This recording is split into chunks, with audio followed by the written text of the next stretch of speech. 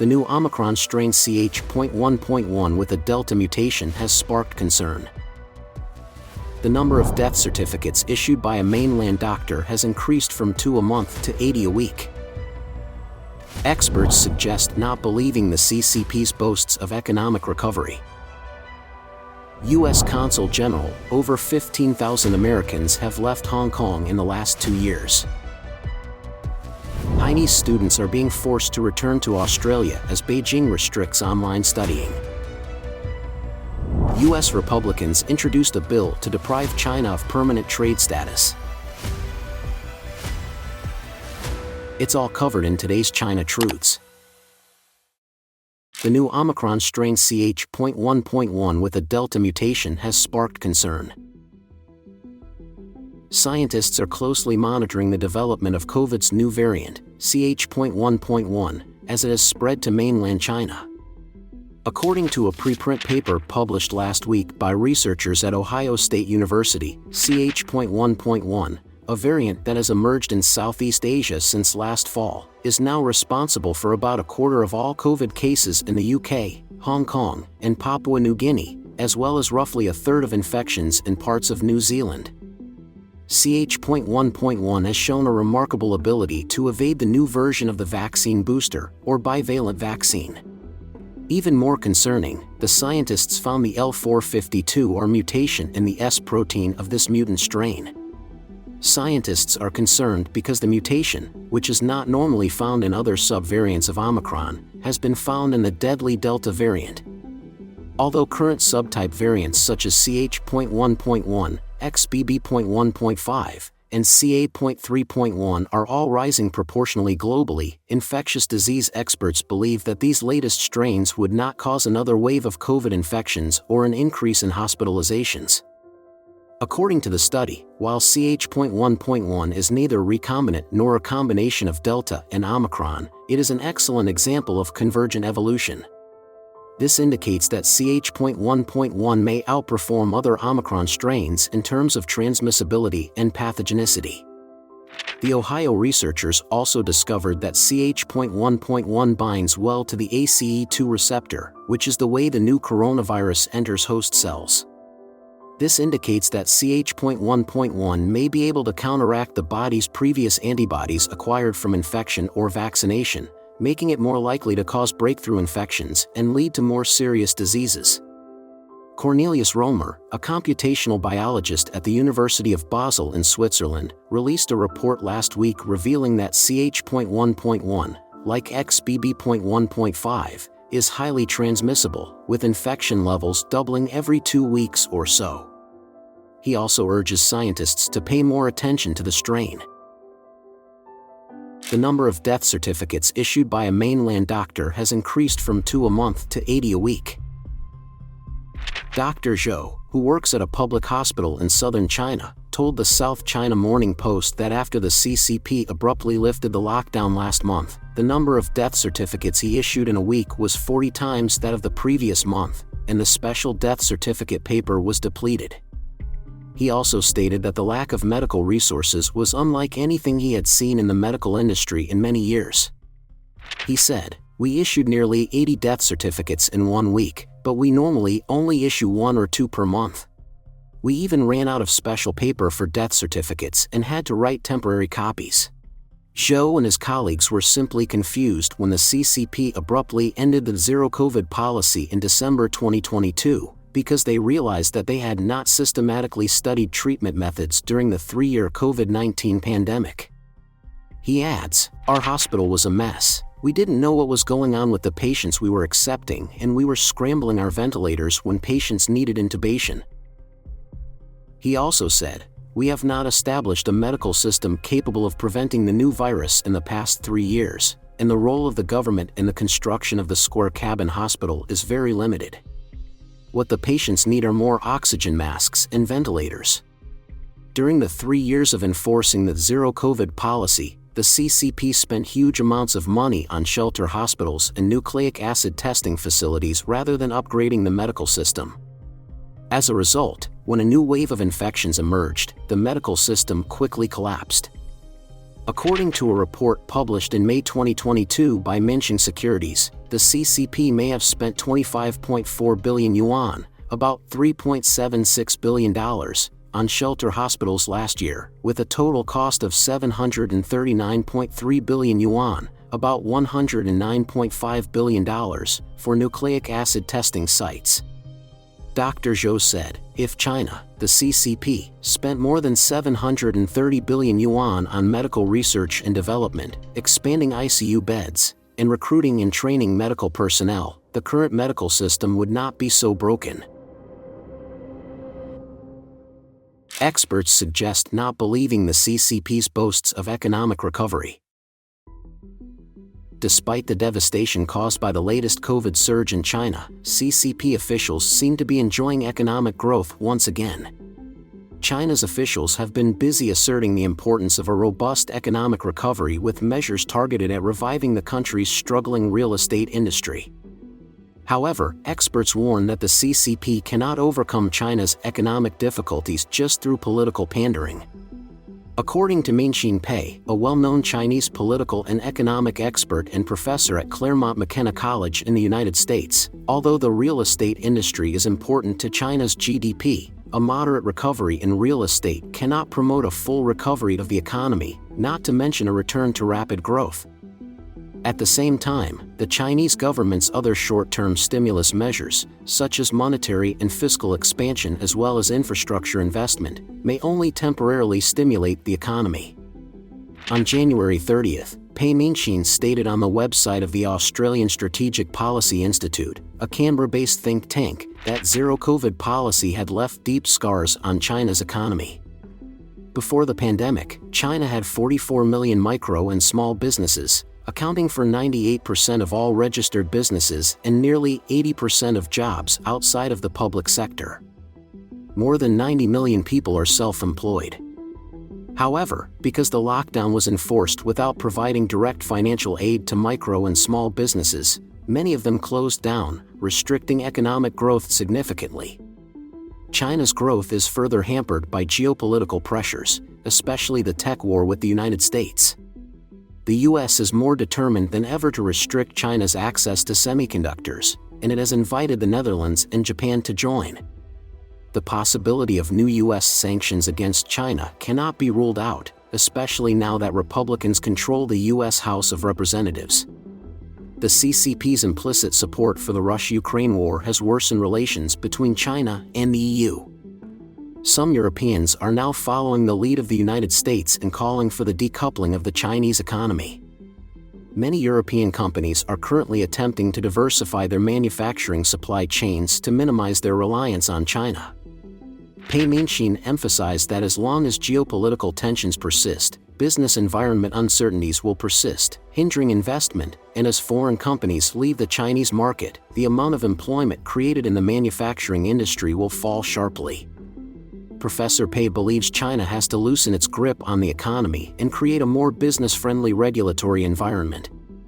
James A. Dorn, a senior analyst at the Cato Institute, an American think tank, also agrees with Pei Minsheng. Dorn said that the CCP's primary goal is to maintain its monopoly on power. Under Xi Jinping, the visible hand of the state has suppressed the invisible hand of the market. Private entrepreneurs and anyone who dares to question the Chinese Communist Party's monopoly power faces enormous risks. U.S. Consul General, over 15,000 Americans have left Hong Kong in the last 2 years. On January 25, the American think tank Center for Strategic and International Studies, SISE, held an online seminar titled Assessing Hong Kong's Future as a Global Business Hub to explore the impact of Beijing's implementation of the national security law and its tightening control over Hong Kong. Gregory May, the U.S. Consul General in Hong Kong and Macau, who took office in September 2022, said about 15,000 Americans left Hong Kong for various reasons in the past 2 years, which is equivalent to 20% of the American community in Hong Kong in 2019. He said the government's anti-pandemic measures have hit Hong Kong hard in the past few years. Although such measures have been relaxed recently, they may already have induced an irreversible impact.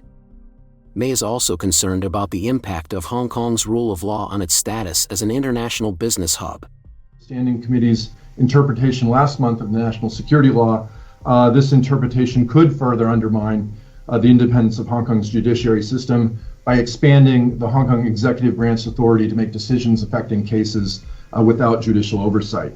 In light of these and other developments, companies should be aware that the risks faced in mainland China are now increasingly present here in Hong Kong.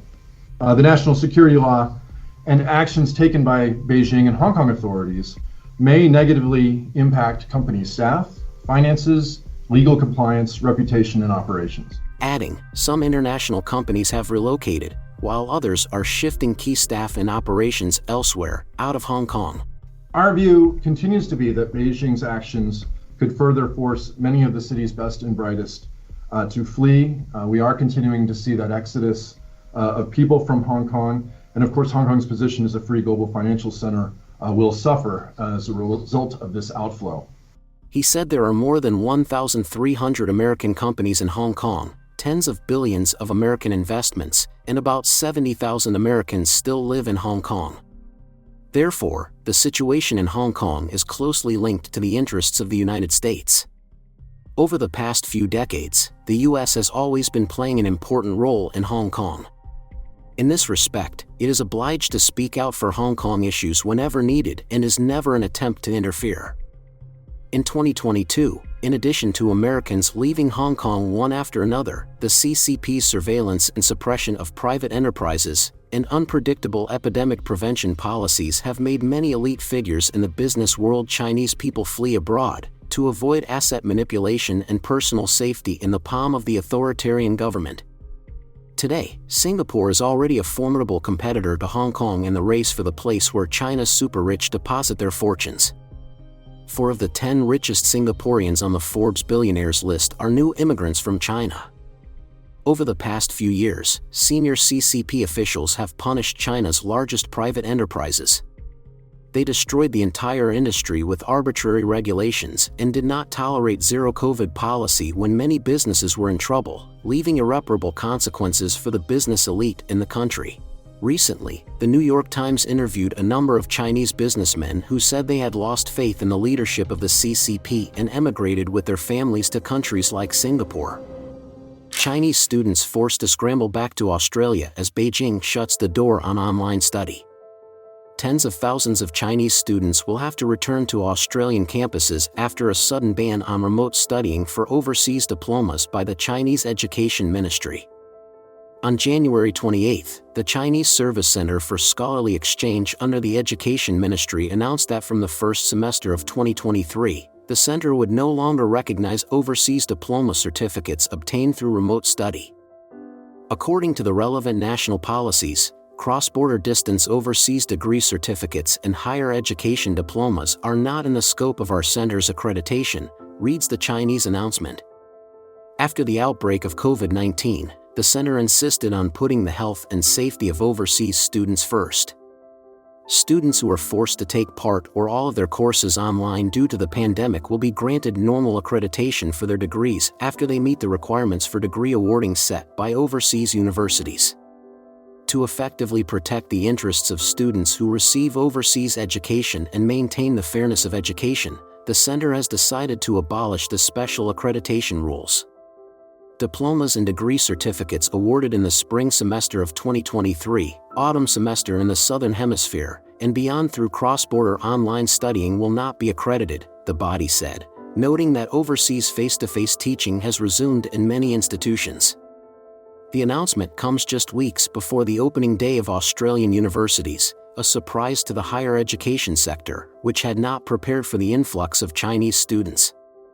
Happening so close to the new academic year, there are obvious logistical issues that need to be worked through to ensure the smooth return of around 40,000 Chinese students who remain outside of Australia, said Universities Australia CEO Catriona Jackson in a statement on January 29. Vicky Thompson, chief executive of the group of 8 universities, which enrolls almost 75% of Chinese students in Australia, said the move left students in a difficult position. We are concerned at the bluntness of this decision, and we will seek urgent advice and clarification from the Chinese embassy on what special circumstance provisions are available, she said. However, the sector said the change was a good thing considering the economic benefits it brought. Education is our largest services export and generated more than $40 billion in 2019 while boosting Australia's social fabric, Jackson said. Working back to this position of strength we held prior to the pandemic is in the interest of universities and our nation. Education Minister Jason Clare welcomed Beijing's move. U.S. Republicans introduce bill to deprive China of permanent trade status. According to the Epoch Times, on January 27, a group of U.S. Republican lawmakers is introducing legislation that would strip Communist China of its special permanent trade status as a most favored nation, MFN, with the United States. The China Trade Relations Act was introduced by Republican Senators Tom Cotton, Rick Scott, Ted Budd, and J.D. Vance. According to the law, China would be required to seek presidential approval on an annual basis in order to maintain its MFN status. MFN status, also known as Normal Trade Relations, NTR, confers select nations with free trade benefits and acknowledges that the recipient nation will receive all the same trade benefits as any other nation with the designation. China's communist regime has maintained MFN status since 1980. Despite numerous attempts over the years to revoke it, particularly following the 1989 Tiananmen Square massacre. The Clinton administration made the CCP's MFN status permanent in 2000. Senator Cotton said, "For 20 years, Communist China has held permanent most favored nation status, which has supercharged the loss of American manufacturing jobs. China never deserved this privilege in the first place, and China certainly does not deserve it today. It's time to protect American jobs and hold the Chinese Communist Party accountable for their forced labor camps and egregious human rights violations." Senators Scott and Budd both argued that it was improper for the U.S. to grant the CCP permanent MFN status due to the CCP's ongoing efforts to undermine U.S. national security and its record of human rights violations in Xinjiang, which the U.S. has recognized as genocide. According to Senator Bubb, the CCP is not America's friend, and it is not a force for good in the world. From human rights abuses to the theft of U.S. jobs and intellectual property, the CCP must be held accountable. Senator Scott added, "The CCP cares about one thing: undermining America. There is no reason why the United States should be helping a communist government's trade operation. It is time to put American interests first, not the CCP, and reverse this antiquated law." Please share your thoughts in the comments section below. We will keep reporting on the COVID surge in China, so don't forget to subscribe to our channel and turn on the notification bell to get the latest videos. And thank you for tuning in.